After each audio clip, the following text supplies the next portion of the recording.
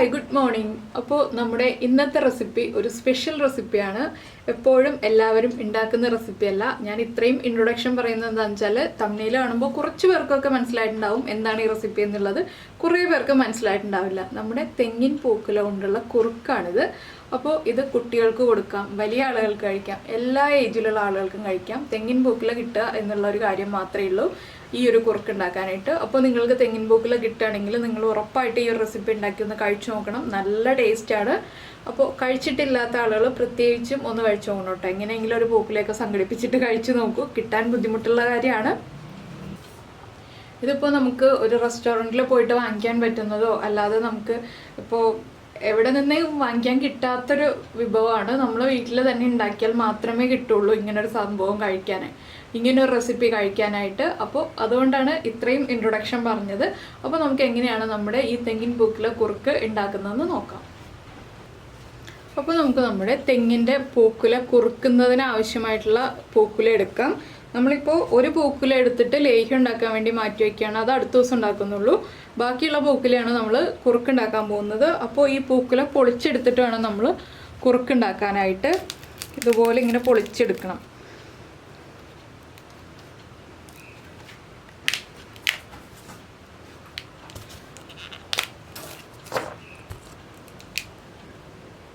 പൊളിച്ചിട്ട് ഇതിൻ്റെ ഉള്ളിലുള്ള ആ തളിരായിട്ടുള്ള പൂക്കളെടുത്തിട്ടാണ് നമ്മൾ കുറുക്കുണ്ടാക്കുന്നത്.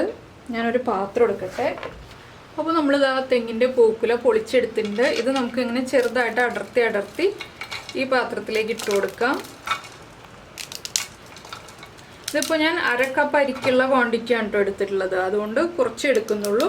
കൂടുതൽ ക്വാണ്ടിറ്റി വേണമെന്നുണ്ടെങ്കിൽ നമ്മൾ കൂടുതൽ അരി വെള്ളത്തിലിട്ട് വയ്ക്കുക. ഇത് ശരിക്കും കല്ലിലാണ് അരച്ചെടുക്കേണ്ടത്.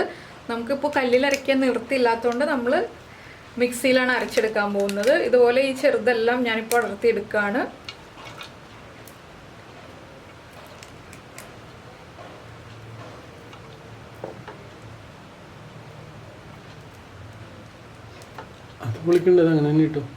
ഇതിങ്ങനെ പൊളിച്ചു വരുമ്പോൾ അതിൻ്റെ ഇൻസൈഡിൽ നല്ല കുഞ്ഞു പൂക്കുലകൾ കാണാം. നമുക്ക് എപ്പോഴൊക്കെ ഇങ്ങനെ കാണാൻ പറ്റുള്ളൂ. അപ്പോൾ നമുക്കിതെല്ലാം അടർത്തി അങ്ങോട്ട് ഇടാം. ഇത് പൊളിക്കണ്ടേ?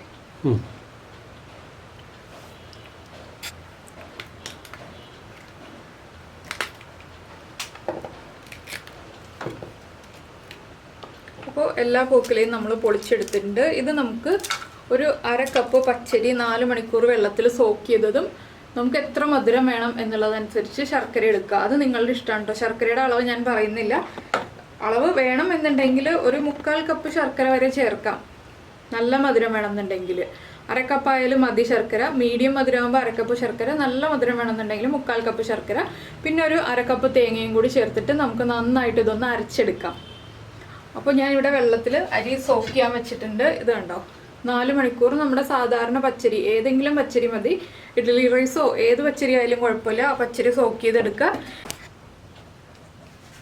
അപ്പോൾ നമ്മൾ നമ്മുടെ പൂക്കുലയെല്ലാം അരച്ചെടുത്തിട്ടുണ്ട്. തേങ്ങയും പൂക്കുലയും അതുപോലെ തന്നെ പച്ചരിയും ചേർത്താണ് അരച്ചെടുത്തിട്ടുള്ളത്. ശർക്കര ഞാൻ ഉരുക്കി വെച്ചിട്ടുണ്ട്. ശർക്കര ഉരുക്കിയതാണ് ഇതിലേക്ക് ചേർക്കുന്നത്. അപ്പോൾ നമുക്കിനി കുറുക്ക് ഉണ്ടാക്കി തുടങ്ങാം. ഇതിലേക്ക് നിങ്ങൾക്ക് ഏലക്കപ്പൊടിയോ ജീരകപ്പൊടിയോ ഇഷ്ടമുള്ളത് ചേർക്കാം കേട്ടോ. രണ്ടും ചേർത്താലും കുഴപ്പമില്ല. അപ്പോൾ ഞാനിപ്പോൾ ഏലക്കപ്പൊടിയും ജീരകപ്പൊടിയും ചേർക്കുന്നുണ്ട്. നിങ്ങൾക്ക് ഇഷ്ടമുള്ള ഫ്ലേവർ ഏതാണോ അത് താല്പര്യം അനുസരിച്ച് ചേർക്കാം. ഏതെങ്കിലും ഒന്ന് ചേർത്താലും കുഴപ്പമില്ല, രണ്ടും ചേർത്താലും കുഴപ്പമില്ല. അപ്പോൾ ഞാൻ രണ്ടും കൂടിയാണ് ചേർക്കാൻ പോകുന്നത്. അപ്പോൾ നമുക്ക് അരച്ച ഈ അരപ്പൊന്ന് നമുക്കൊരു പാനിലേക്ക് മാറ്റാം. അപ്പോൾ നമുക്ക് നമ്മുടെ ഒരു പാനിലേക്ക് നമ്മൾ ഈ അരച്ചു വെച്ചിരിക്കുന്ന ഈ അരപ്പ് ചേർത്ത് കൊടുക്കാം. ഇതിലേക്ക് ഞാൻ കുറച്ച് വെള്ളം ചേർക്കും കേട്ടോ. എന്താണെന്ന് വെച്ചാൽ നല്ല കട്ടിയായിട്ടാണ് ഇരിക്കുന്നത്. നമ്മുടെ മിക്സിയുടെ ജാറൊന്ന് കഴുകിയെടുത്ത് കുറച്ച് വെള്ളം ചേർക്കുന്നുണ്ട്.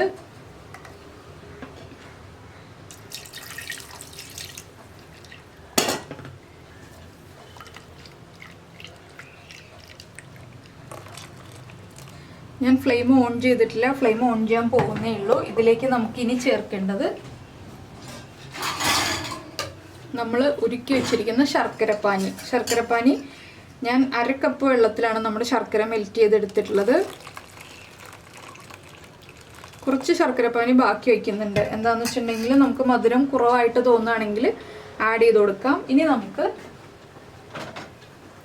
ഇതൊന്ന് നന്നായിട്ട് ഇളക്കി മിക്സ് ചെയ്യാം. അപ്പോൾ നമ്മൾ അരച്ചെടുത്ത മിക്സും ശർക്കരയും ചേർത്ത് നന്നായിട്ട് ഇളക്കി മിക്സ് ചെയ്തതിന് ശേഷം നമുക്കിതൊന്ന് ഓൺ ചെയ്യാം. ഗ്യാസ് ഓൺ ചെയ്ത് ഇനി നമുക്ക് കൈയെടുക്കാതെ ഇളക്കിക്കൊണ്ടിരിക്കണം. ഈ സമയത്ത് നിങ്ങൾ ഏലക്കയും ജീരകവും ഒക്കെ പൊടിച്ചു വെച്ചോളൂ. അപ്പോഴേ നമുക്ക് ഇത് ഫൈനലായി ആ കുറുക്കിൻ്റെ ഫൈനൽ സ്റ്റേജ് ആയി വരുമ്പോൾ ഏലക്കയും ജീരകവും ഒക്കെ ചേർത്ത് കൊടുക്കാൻ പറ്റുള്ളൂ. എന്താണെന്ന് വെച്ചാൽ നമ്മളിപ്പോഴേ ചേർത്തിട്ടുണ്ടെങ്കിൽ ആ ഏലക്കയുടെയും ജീരകത്തിൻ്റെ സ്മെല്ലൊക്കെ പോയി അത്ര നല്ല മണം ഉണ്ടാവില്ല നമ്മുടെ കുറുക്കിന്. നമ്മൾ ലാസ്റ്റ് ചേർക്കുമ്പോഴാണ് നല്ല മണം ഉണ്ടാവുക കുറുക്കിന്. ഇതൊന്നിനി കുറുകി വരട്ടെ. അതുവരെ നമുക്കിങ്ങനെ ഇളക്കി കൊടുക്കാം. ഇടയ്ക്കിടയ്ക്കുള്ള ഓരോ സ്റ്റേജ് ആകുമ്പോൾ ഞാൻ പറയാം കേട്ടോ. ഒരു 5 മിനിറ്റ് കൂടുമ്പോഴുള്ള സ്റ്റേജ് ആകുമ്പോൾ എന്താണെന്ന് വെച്ചാൽ ഒരുപാട് സമയം എടുക്കില്ല. നമ്മുടെ അരി ആയതുകൊണ്ട് വേഗം കുറുകി കിട്ടും. നന്നായിട്ട് അരഞ്ഞതാണ് അരി, അപ്പോൾ വേഗം തന്നെ കുറുകി കിട്ടും. ഒന്ന് അരി കുക്കായി തുടങ്ങാനുള്ള സമയം. അരി അരച്ചെടുത്തത് കൊണ്ടാണ് നമ്മൾ കൈയെടുക്കാതെ ഇളക്കണം എന്ന് പറയുന്നത്. എന്താണെന്ന് വെച്ചാൽ നമ്മളിപ്പോൾ അരി ഹൽവയൊക്കെ ഉണ്ടാക്കുമ്പോൾ പറയാറില്ലേ, കൈയെടുക്കാതെ ഇളക്കണം, ഇല്ലെങ്കിൽ പാനിൽ പിടിക്കും എന്നുള്ളത്. അത് ശ്രദ്ധിക്കാൻ വേണ്ടിയിട്ടാണ് നമ്മൾ കൈയെടുക്കാതെ ഇളക്കണം എന്ന് പറയുന്നത്. ഇതാണെങ്കിലും പാനിൽ പിടിക്കും, അരി അടിഭാഗത്ത് പിടിക്കും, അതുകൊണ്ടാണ്.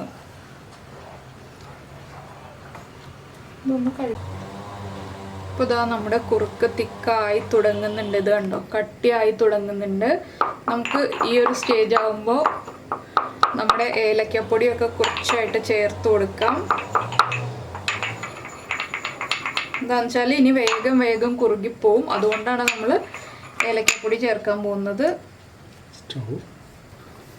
ഇതാ ഏലക്ക പൊടിച്ചത് ചേർക്കാണ്. ഇനി നമുക്കിതിലേക്ക് ജീരകപ്പൊടിയും കൂടി ചേർക്കാം.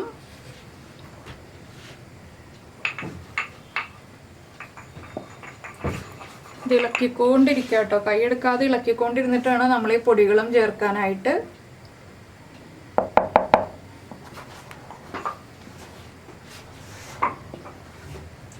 ഇപ്പോൾ കണ്ടോ, വീണ്ടും നന്നായിട്ട് തിക്കായി വരുന്നുണ്ട് കുറുക്ക്. നമുക്കിങ്ങനെ നന്നായിട്ട് ഇളക്കി കൊടുത്തുകൊണ്ടിരിക്കാം.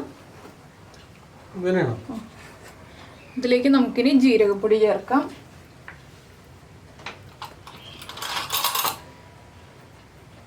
ജീരകം ഞാൻ നേരത്തെ പൊടിച്ചു വെച്ചിരുന്നതാണ്. ഒരു 1/4 ടീസ്പൂൺ ചേർത്തിട്ടുണ്ട് ജീരകപ്പൊടി. ഇനി ഇതെല്ലാം ചേർത്ത് വീണ്ടും നന്നായിട്ട് ഇളക്കുക. ഞാൻ മീഡിയം ഫ്ലെയിമിൽ വെച്ചിട്ടാണ് കേട്ടോ ഇളക്കിക്കൊണ്ടിരിക്കുന്നത്. ഹൈ ഫ്ലെയിമിലല്ല. ഹൈ ഫ്ലെയിമിലിട്ട് ഇളക്കരുത്, വേഗം തന്നെ കട്ടിയായിപ്പോവും. മീഡിയം ഫ്ലെയിമിലിട്ട് ഇളക്കിക്കൊണ്ടിരിക്കുക. അപ്പോൾ നിങ്ങൾക്ക് ഇതുപോലെ തെങ്ങിൻ്റെ പൂക്കുല കിട്ടാൻ അവസരം ഉണ്ടെന്നുണ്ടെങ്കിൽ ഇതുപോലത്തെ കുറുക്കൊക്കെ ഉണ്ടാക്കി കഴിച്ചിട്ടില്ല എന്നുണ്ടെങ്കിൽ ഉണ്ടാക്കി കഴിച്ചോളൂ. നല്ല ടേസ്റ്റാണ്. അപ്പോൾ ഇത് പണ്ട് വീടുകളിൽ ഉണ്ടാക്കിയിരുന്നൊരു റെസിപ്പിയാണിത്. പണ്ട് കാലത്ത് നമ്മുടെ വീടുകളിലൊക്കെ ചെയ്തിരുന്നതാണ്. പക്ഷേ ഇപ്പോൾ നമുക്ക് തെങ്ങിൻ്റെ പൂക്കുലൊന്നും കിട്ടാൻ ഒരു നിവൃത്തിയില്ല. അതുകൊണ്ട് നമുക്ക് ചെയ്യാൻ പറ്റിയില്ല. ഇതിപ്പോൾ ഭാഗ്യത്തിന് കിട്ടിയതുകൊണ്ട് നമുക്ക് ഇങ്ങനെ ഒരു റെസിപ്പി ചെയ്യാൻ പറ്റി. അപ്പോൾ ഇതുപോലെ നിങ്ങൾ അടുത്തെവിടെയെങ്കിലും തെങ്ങ് വെട്ടുന്നുണ്ടെങ്കിൽ ഒരു പൂക്കുലയോ 2 പൂക്കുലയൊക്കെ വാങ്ങിച്ചിട്ട് ഇതുപോലെ കുറുക്കൊക്കെ ഉണ്ടാക്കി കഴിക്കൂ. അപ്പോൾ കട്ടിയായി വരുന്ന ഭാഗം ഒന്ന് നന്നായിട്ടൊന്ന് ഇളക്കി കൊടുക്കുക കേട്ടോ. നമ്മുടെ കുറുക്ക് ഏകദേശം റെഡി ആയിക്കൊണ്ടിരിക്കുന്നുണ്ട്. ആ പച്ചരി ആയതുകൊണ്ടാണ് നമുക്ക് ഇത്ര വേഗം കുറുകെ കിട്ടുന്നത്. അരിപ്പൊടി ചേർത്തിട്ട് ഇത് ചെയ്യാൻ പറ്റുമോ എന്ന് എനിക്കറിയില്ല കേട്ടോ. ട്രഡീഷണലായിട്ട് അരിപ്പൊടി ചേർത്തിട്ടല്ല, അരി അരച്ചിട്ട് തന്നെയാണ് ചെയ്യാറുള്ളത്. പണ്ടൊക്കെ തെങ്ങൊക്കെ വെട്ടിക്കഴിയുമ്പോൾ സ്ഥിരമായിട്ടുണ്ടാക്കിയിരുന്ന റെസിപ്പിയാണിത്. അപ്പോൾ മധുരം നിങ്ങൾ നോക്കുക. മധുരം നിങ്ങളുടെ ഇഷ്ടത്തിനനുസരിച്ച് മധുരം കുറവാണെന്നുണ്ടെങ്കിൽ ഈ ഒരു സ്റ്റേജിലാണെങ്കിലും ശർക്കരപ്പാനി ചേർത്ത് കൊടുക്കാം.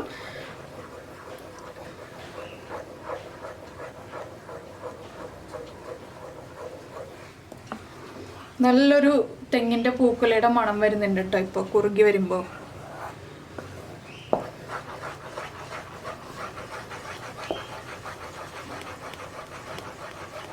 നമ്മൾ ഹൽവയൊക്കെ ഉണ്ടാക്കുന്ന പോലെ തന്നെ ഹൽവയുടെ അത്രയും കട്ടിയാവണ്ട.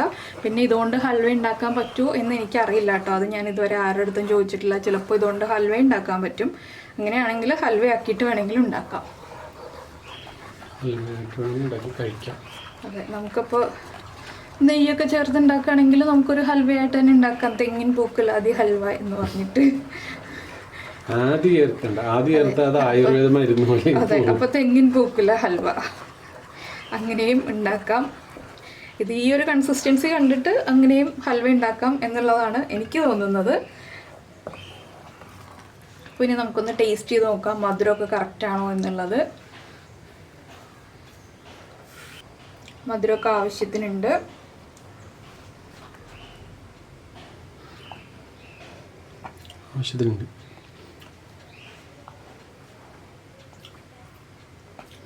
പഴയ കാലത്തേക്ക് തിരിച്ചു പോയാ.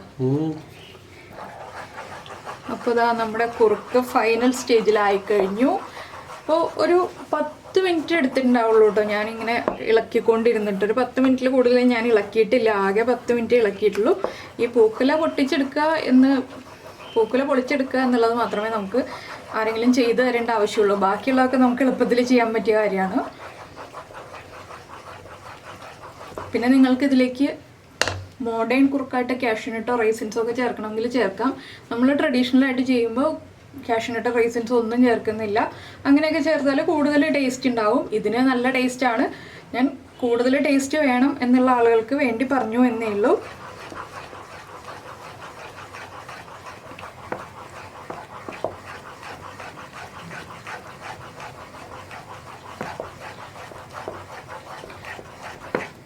നമ്മൾ അരി എപ്പോഴും കുറച്ചെടുക്കുക, പൂക്കുല കൂടുതലെടുക്കുക. അരി കൂടിപ്പോയിട്ടുണ്ടെങ്കിൽ അരിയുടെ ആ ഒരു ടേസ്റ്റ് കൂടുതലായിട്ട് നിൽക്കുള്ളൂ.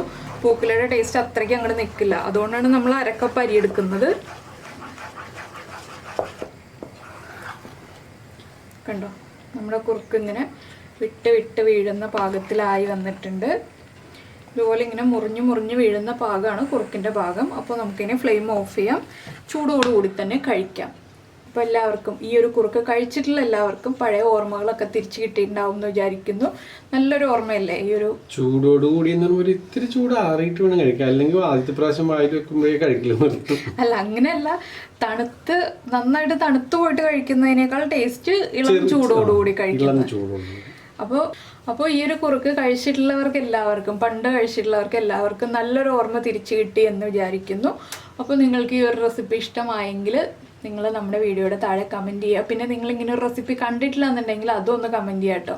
ആദ്യമായിട്ടാണോ ഈ ഒരു റെസിപ്പി കാണുന്നതെന്ന്, എത്ര പേര് ആദ്യമായിട്ട് കാണുന്നുണ്ടെന്ന് അറിയാൻ വേണ്ടിയാണ്. അപ്പോൾ നമ്മുടെ ചാനൽ ആദ്യമായിട്ട് കാണുകയാണെങ്കിൽ, നമ്മുടെ ചാനൽ ഇതുവരെ കണ്ടിട്ടില്ല എന്നുണ്ടെങ്കിൽ, നമ്മുടെ ചാനൽ ഇഷ്ടമായി എന്നുണ്ടെങ്കിൽ നമ്മുടെ ചാനൽ ഒന്ന് സബ്സ്ക്രൈബ് ചെയ്യുക. സബ്സ്ക്രൈബ് ചെയ്യുന്നതിന് ഈ വീഡിയോയുടെ താഴെ റെഡ് സബ്സ്ക്രൈബ് ബട്ടൺ ഒന്ന് ക്ലിക്ക് ചെയ്യുക. അതിൻ്റെ റൈറ്റ് സൈഡിലുള്ള ബെല്ലൈക്കണും ക്ലിക്ക് ചെയ്യുക. അപ്പോൾ ഓൾ എന്ന് പറഞ്ഞിട്ടൊരു ഓപ്ഷൻ വരും. ആ ഓളും കൂടി പ്രസ് ചെയ്തിട്ടുണ്ടെങ്കിൽ ഞാൻ എപ്പോഴും വീഡിയോ അപ്ലോഡ് ചെയ്യുമ്പോൾ നിങ്ങൾക്ക് നോട്ടിഫിക്കേഷൻ വരും. അപ്പോൾ നമുക്ക് നമ്മുടെ അടുത്ത റെസിപ്പിയുമായിട്ട് അടുത്ത ദിവസം വീണ്ടും കാണാം.